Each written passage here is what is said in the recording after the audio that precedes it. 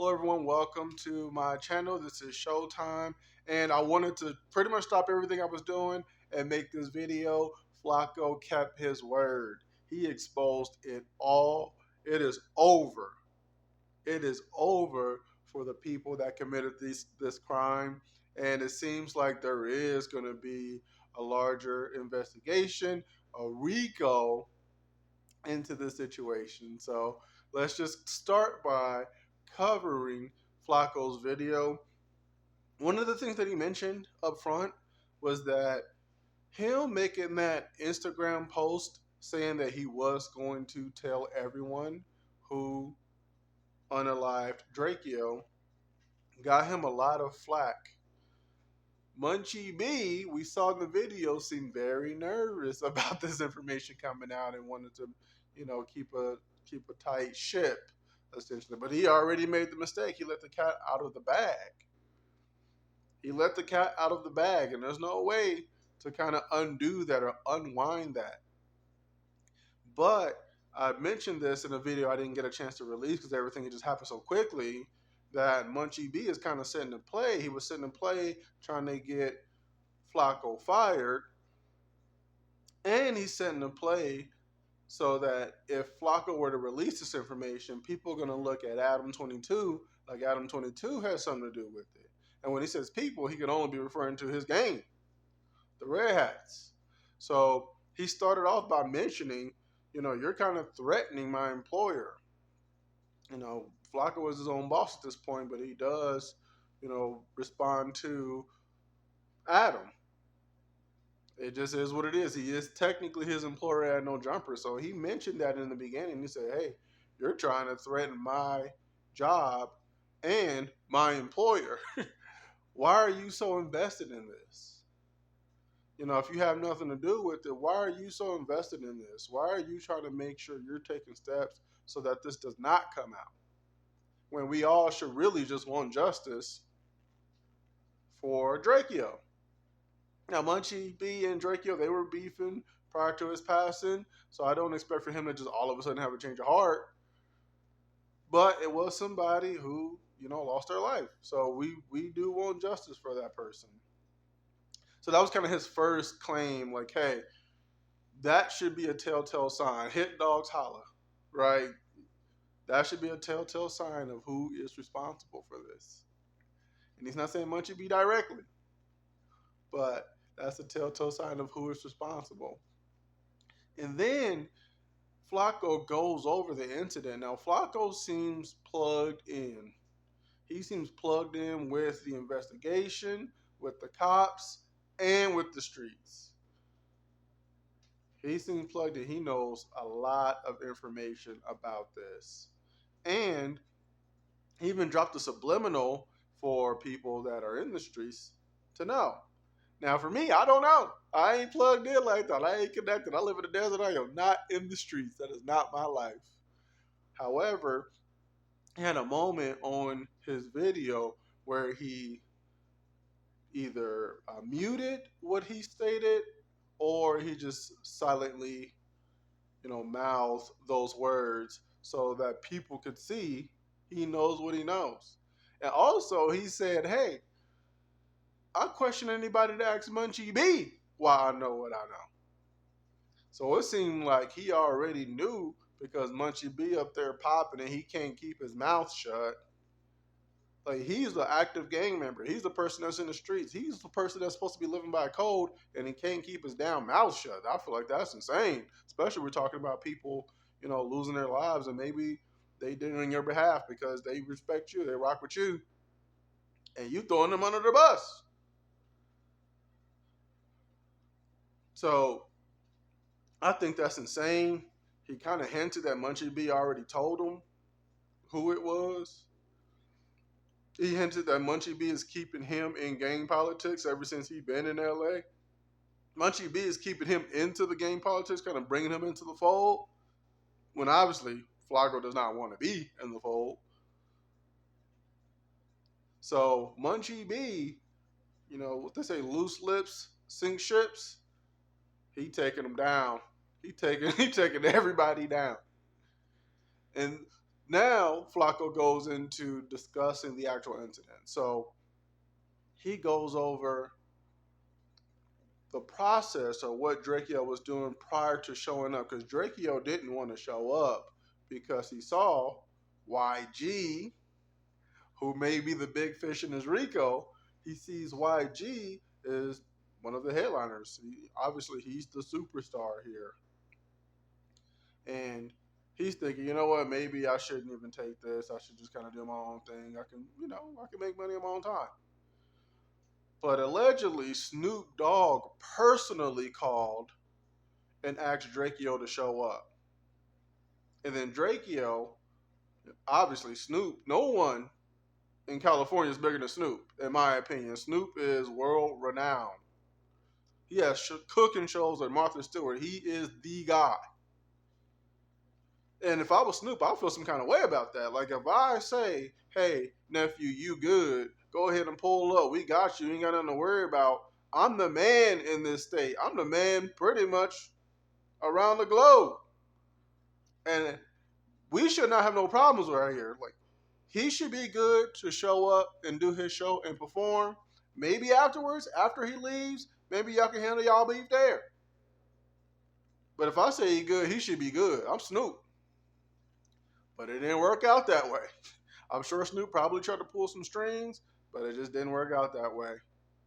And Drakeo, kind of moving on his own time, is trying to send out fillers to the concert to see if YG's folks is pressing. They pressing the issue.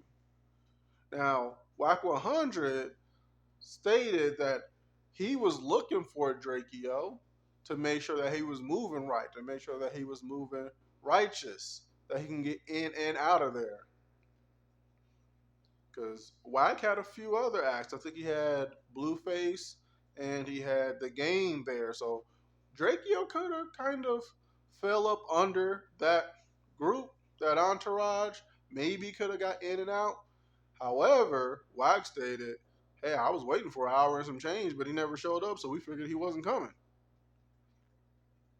And then Drakeo, probably rightfully so, is thinking, yeah, I respect you. However, I don't trust you with my life. Like, let me send my people in, some people that I trust, some people that I know, for them to fill it out. And he told all his folks to get rid of any weapons. They don't want any issues. They don't want nothing to go down. They want to go in here, make this money, because supposedly he was making 50K. I don't know how Flakko know this, but he plugged in. He know everything. Supposedly, Drakeo's making 50K for this show, so he trying to make his money. So Drakeo sends his fillers in. They see YG's crew, and there's no issues. So Drakeo thinking it's good. But obviously, there's not going to be any issues with them because figuratively, they're nobody. They're not the person that YG has smoke with. Maybe that's even a signal to them that, yo, Drakeo gonna show up. He's sending people here. He with Drakeo, so Drakeo can't be far behind. So nothing happened, but it seemed like they was plotting. Drakeo's brother even mentioned we showed up at 8:30. It was cracking at 8:32. They were waiting on them. And then Drakeo shows up, and it seems like there are multiple entrances. So he was going through the entrance for the artists. However, this is where YG kind of gets looped into this. YG's bodyguard pretty much started banging on Drakeo at the gate. Hey, blood, you can't come in this way. You need to go the other way. And Drakeo, maybe he's gang affiliated at this point, but he isn't gang initiated. He ain't a part of the blue hats or the red hats. So Drakeo's asking, how come I can't come through this entrance? I am an artist. But that's a part of the play. Nope, you got to go through the other entrance with everybody else, the Gen Pop entrance. Okay.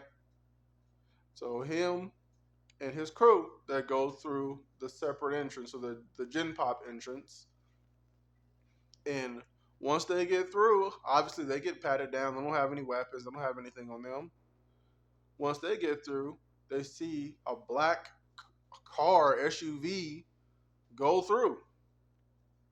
No one searched them. No one patted them down. They just went through. And Drakeo goes in, and it seems like he's trying to get to his section of the venue, and some of his people got pressed. One of the people he was with say, "Hey, Drakeo, this person trying to rob me. This gang member from the Red Hat crew trying to rob me." Now Drakeo's security guard is telling him, "Hey, man, let's keep moving. Like, let's keep going forward. We don't want to be a part of this. Let's get to business. Let's do what we got to do and get out of here." But Drakeo ain't doing that. He ain't feeling that. And I respect that. He's standing on business. Like, if his people getting pressed, well, I can't just let that happen. So, he takes some time, he turns around, and then next thing you know, they get swarmed. And from what it seems like, there was over 100 people that swarmed Drakeo's crew. 100 people. Let's say he with 10 people, even 20 people. You can't fight 100 people, and these people got weapons. How you gonna fight that? You came in here trying to make your money and get out. So it seemed like he got swarmed. Thank God it wasn't like a riot or anything like that, where Drakeo was pummeled essentially or attacked by those 100 people, and then go down that way. Um, Even though whatever happened was still very tragic, but at least it wasn't that. And so there was a commotion. The police department came over because they're just trying to break everything up. They're working these festivals and concerts as well. And once that happened, so the police department came over there, they were breaking everything up. One of the Red Hats, and his name, we're going to call him Frankenstein, and allegedly, this is all alleged, but one of the Red Hats, Frankenstein or Frank Williams, attacked Drakeo with the weapon, targeting his neck, dealing a fatal blow to Drakeo. So Flakko made this public. He let everyone know this is the person. It's Frank Williams. He has pictures of him.